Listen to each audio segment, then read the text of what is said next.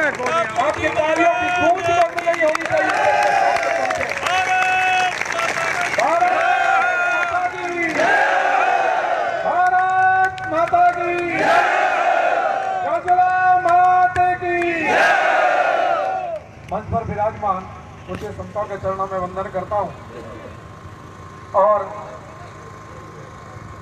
इस मां शक्ति की पीठ में समस्त पोखर एवं जैसलमेर जिले तथा आसपास के जिलों से आए हुए प्रबुद्ध लोग जो आज के इस मंथन शिविर में बैठ करके मंथन करके हमें एक नया कुछ आयाम स्थापित करने का संकल्प लेने के उपस्थित हुए समाज के प्रबुद्ध लोग, युवा शक्तियों, सबका मैं हृदय से साधुवाद और शुभकामना देता हूँ कि छोटे से आह्वान पर आप सब लोग अपना सब कुछ राष्ट्र हितार्थ इदम राष्ट्राय नमः इस भाव से आप सब लोग अपना व्यापार, व्यवसाय, प्रतिष्ठान, खेत खलिहान, घर आंगन ये सब बातें छोड़ करके छोटे से आह्वान पर हम सभी आए। आपको बहुत बहुत साधुवाद और धन्यवाद देता हूँ।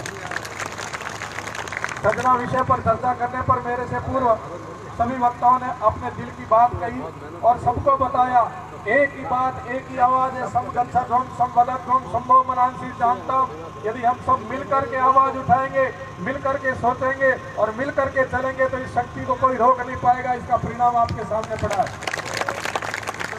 और हमें यह पीढ़ियां निकालनी है, कोई 5 साल नहीं निकालने, या जिंदगी और पीढ़ियां निकालनी है। हम संगठनात्मक ढंग से यदि परिचय नहीं देंगे तो पीढ़ियां नहीं निकल पाएगी।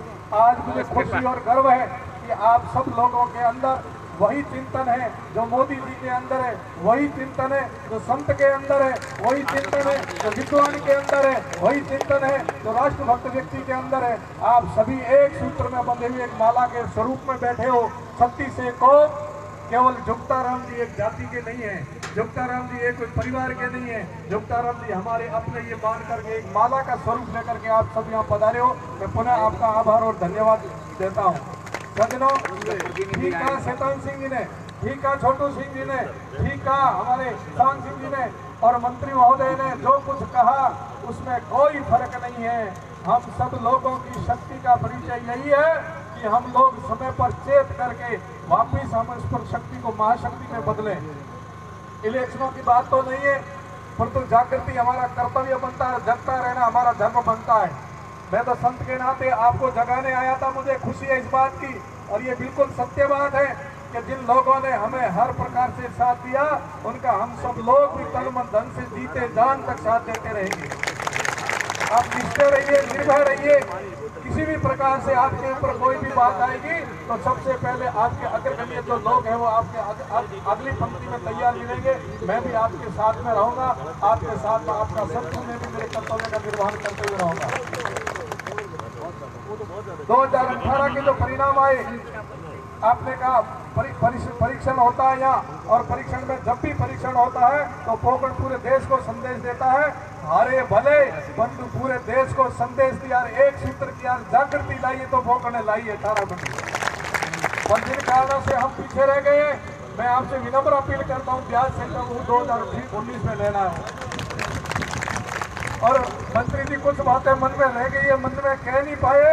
आपने यह परिणाम अच्छा दिया तो 2018 के लिए भी तुरंत 3 महीने के अंदर अंदर आपको पुनः इलेक्शन करवाने पड़ जाएंगे। यदि यार रिजल्ट आपने अच्छा दे दिया तो जड़े हिल जाएगी सरकार। ये संकेत समझ जाना, 2019 का परिणाम अच्छा देते ही सरकारें हिल जाएगी और पुनः इलेक्शन होने की नौबत भी आ सकती है, ध्यान रखना। इसलिए आज सबको बड़ा मन और बड़ा ताकत और बड़े लक्ष्य को लेकर चलना है। 18 में कुछ नहीं है, परंतु विश्व स्तर पर यदि हिंदुस्तान का मान सम्मान बढ़ाना है, विश्व की शक्ति यदि हिंदुस्तान को बनाना है तो एकमात्र अवसर मिला है। इस बार का अवसर चूक गए तो हमारे को वापिस जिंदगी में कभी अवसर नहीं मिलेगा। जिस प्रकार से एक ही ध्येय, एक ही लक्ष्य, एक ही टारगेट बनाना है, आपको और कहीं नहीं ढूंढना। कहाँ मोदी बैठा और कहाँ गजेंद्र सिंह जी बैठे हैं, आपके हृदय में ढूंढना। आपको वहीं मिलेंगे मोदी और वहीं मिलेंगे गजेंद्र सिंह। प्रत्येक व्यक्ति को मोदी और गजेंद्र सिंह जी बनना है और 2019 के अंदर जो विश्व की सारी शक्तियां हिंदुस्तान को रोकने में लगी हुई है उन सबको मुंह तोड़ जवाब देना है और आने वाले समय में हिंदुस्तान को विश्व गुरु बनाने में और महाशक्ति बनाने में हमारा भी योगदान बनता है। तो मैं पुनः आपसे यही निवेदन करना चाहता हूँ और मैं आभार भी व्यक्त करना चाहता हूँ आपका कि आप लोग अपने सब कामों को आयाम दे करके सभी प्रबुद्ध लोगों को हमने आह्वान किया था, तो चुनिंदा प्रत्येक गांव से 2-2, 4-4 व्यक्ति बुलाए थे, उससे भी ज्यादा संख्या में आप आए। हमारा ये जो आपने आह्वान स्वीकार किया, मैं आपको हृदय से आभार व्यक्त करता हूँ। और जब भी ऐसा कोई काम हो तो इसी प्रकार मुझे विश्वास है आप पर कि आप सभी लोग इसी प्रकार से आएंगे, हम सब मिल करके हर प्रकार के युद्ध को जीतेंगे, हर प्रकार के समस्या का समाधान करेंगे। इसमें सबने सहयोग किया, विशेष रूप से मीडिया वाले जितने भी बंधु आए हैं उन्होंने भी बहुत बड़ा सहयोग किया, उनका भी और अन्य जितने भी स्वयंसेवी संस्थाओं ने हमें सहयोग किया उनका भी आभार व्यक्त करता हूं।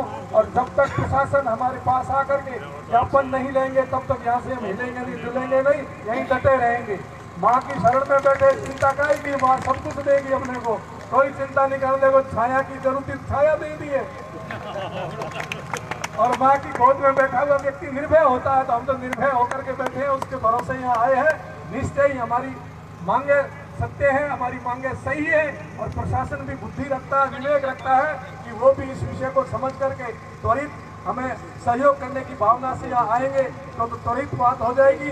लंबा खींचेगा तो हमारे भी बस की बात नहीं रहेगी, फिर प्रशासन की भी बस की बात नहीं रहेगी। मैं इन्हीं शब्दों के साथ आप सबको भी साधुवाद और धन्यवाद देता हूँ। बहुत बहुत धन्यवाद। बोलिए।